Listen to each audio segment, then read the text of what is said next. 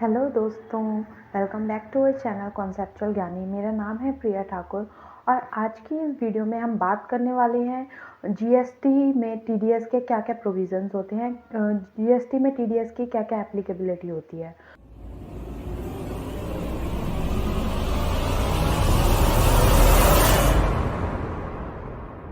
तो टीडीएस तो आप सबको पता ही होगा, टैक्स डिडक्टेड एट सोर्स। जब हम किसी को पेमेंट करते हैं तो उस पेमेंट में से कुछ हिस्सा काट के हमें गवर्नमेंट को जमा कराना पड़ता है, उसको बोलते हैं tax deducted at source. Income tax में ये चीज़ काफ़ी ज़्यादा सुनी हुई होगी आप लोगों ने। पर आज हम जीएसटी में टीडीएस के क्या क्या प्रोविज़न्स होते हैं, क्या क्या एप्लीकेबिलिटी होती है, आज हम उसके बारे में बात करेंगे। तो सबसे पहले बात करते हैं कि जीएसटी के अंदर टीडीएस किन लोगों को काटना पड़ता है, किन लोगों पे जीएसटी के अंदर हम टीडीएस के प्रोविज़न्स एप्लीकेबल होते हैं। तो जीएसटी में सिर्फ गवर्नमेंट डिपार्टमेंट्स या गवर्नमेंट अंडरटेकिंग या फिर गवर्नमेंट इस्टेब्लिशमेंट, जो गवर्नमेंटल सोसाइटीज़ होती हैं, या फिर पब्लिक सेक्टर अंडरटेकिंग्स, पीएसयू जिसे हम कहते हैं, सिर्फ इन लोगों को ही टीडीएस काटने की ज़रूरत होती है। नॉर्मल जो हम नॉर्मल ट्रांजैक्शंस करते हैं उनमें टीडीएस की एप्लीकेबिलिटी नहीं होती। सिर्फ गवर्नमेंट डिपार्टमेंट्स और ये अंडरटेकिंग और सोसाइटीज़ ही और पीएसयू ही टीडीएस के स्कोप में कवर होते हैं। टीडीएस का जो रेट रहता है, जिस रेट से गवर्नमेंट डिपार्टमेंट्स को टीडीएस काटना पड़ता है, वो रहता है 2%। यानी कि अगर आईजीएसटी है तो 2% आईजीएसटी का लगेगा, और अगर और सीजीएसटी एसजीएसटी जो इंटर स्टेट में लगता है वो 1% रहता है। सबसे इम्पॉर्टेंट चीज़ जो टीडीएस में रहती है जीएसटी में, वो होती है value of supply. Value of supply मतलब जो भी हमने सेल या करी है गवर्नमेंट डिपार्टमेंट को, या हमने सर्विस प्रोवाइड किया है गवर्नमेंट डिपार्टमेंट को, तो उस सेल या सर्विस के बदले हमें जो पेमेंट रिसीव होती है, उस सप्लाई की या उस सर्विस की क्या वैल्यू रहती है, उसके बदले हमें जो मिलता है वो होते हैं हमारी वैल्यू ऑफ सप्लाई।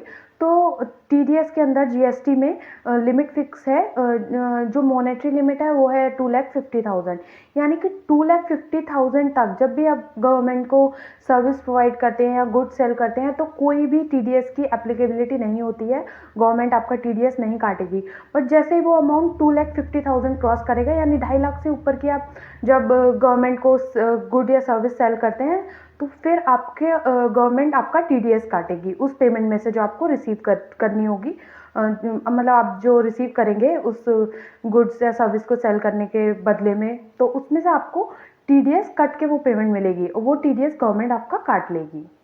दूसरा बड़ा क्वेश्चन है कि जो 2.5 लाख की जो वैल्यू है वो कैसे निकालते हैं, मतलब 2.5 लाख कैसा, टैक्सेबल या फिर टोटल वैल्यू।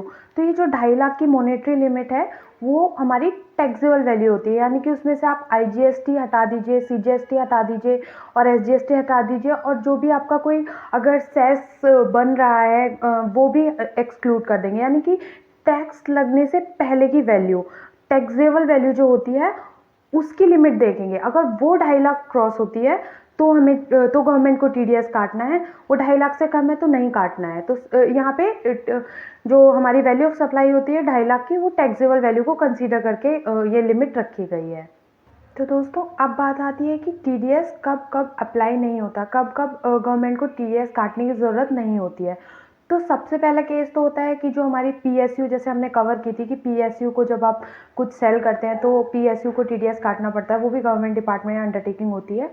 तो जब एक पीएसयू दूसरी पीएसयू को सेल करती है तो उसको टीडीएस काटने की ज़रूरत नहीं होती। तो मतलब जब पीएसयू आपस में ट्रांजैक्शन करेंगे दो, तो वो गवर्नमेंट के मतलब इस्टेब्लिशमेंट, तो उनको टीडीएस के प्रोविजंस अप्लाई नहीं होंगे उस ट्रांजैक्शन पे, उस सप्लाई पे, सर्विस पे उनको टीडीएस काटने की ज़रूरत नहीं पड़ेगी।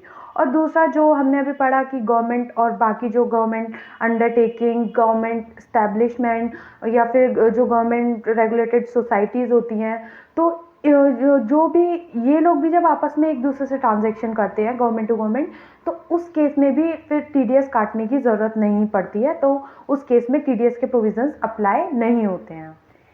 एक और स्पेशल केस होता है जिसमें टीडीएस नहीं लगता है, वो मैं आपको एक एग्जांपल के थ्रू समझाती हूँ। जैसे कि मान लो जो सप्लायर है वो दिल्ली का है, मैं एक सप्लायर हूँ और मैं दिल्ली में लोकेटेड हूँ।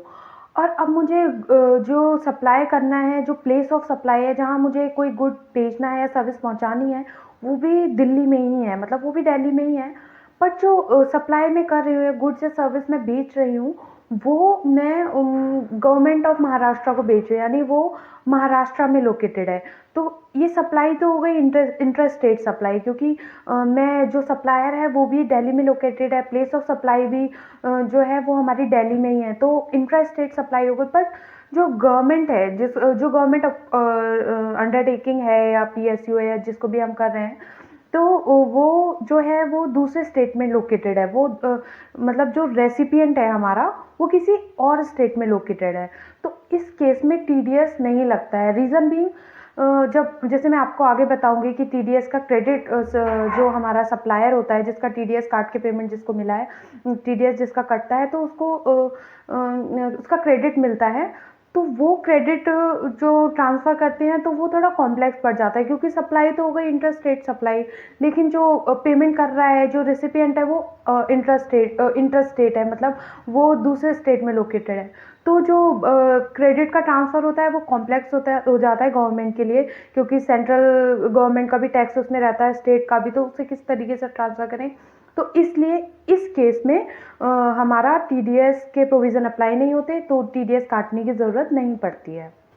तो दोस्तों अब बात करते हैं कि जो हमारा टीडीएस कटा है उसका क्रेडिट मुझे कैसे मिलेगा, यानी जो सप्लायर का टीडीएस डिडक्ट हो गया है उसको क्रेडिट कैसे मिलता है।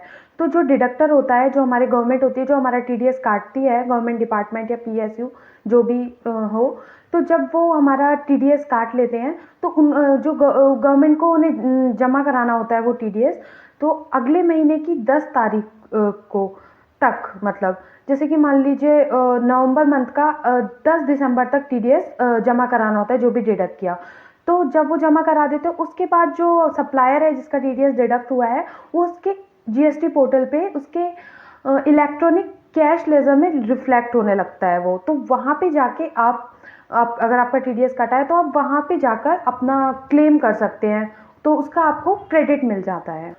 जो टीडीएस डिडक्टर होता है उसको टीडीएस का एक सर्टिफिकेट इशू करना होता है डिडक्टी को। तो उसको जीएसटीआर 7A का उसका फॉर्म होता है, जिसको टीडीएस सर्टिफिकेट कहते हैं।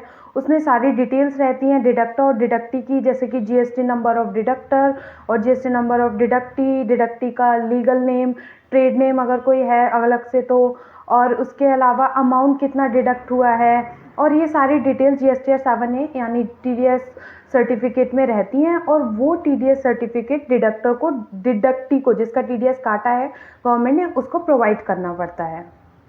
अगर आपने टीडीएस काट लिया है और फिर आप उसको डिपॉजिट नहीं कराते तो उसका भी पैनल इंटरेस्ट होता है, आपको इंटरेस्ट पे करना पड़ता है उस पर। एक और चीज़ इसमें रहती है कि मान लो जो हम टीडीएस डिडक्ट हुआ है वो एक्सेस डिडक्ट हो गया, ज़्यादा डिडक्ट कर लिया डिडक्टर ने, या फिर रॉन्ग डिडक्ट कर लिया है टीडीएस, तो फिर उसका रिफंड भी हम गवर्नमेंट से क्लेम कर सकते हैं। कोई डिडक्टर भी कर सकता है या डिडक्टी, दोनों में से कोई भी उसका रिफंड क्लेम कर सकता है। लेकिन अगर वो जो उसका क्रेडिट है वो सप्लायर को के अकाउंट में, जो इलेक्ट्रॉनिक कैश लेजर है उसमें एक बार क्रेडिट हो गया, तो फिर रिफंड का कोई कॉन्सेप्ट नहीं बनता, तो उसके बाद रिफंड क्लेम नहीं कर सकते हैं, ना ही डिडक्टर और ना ही डिडक्टी।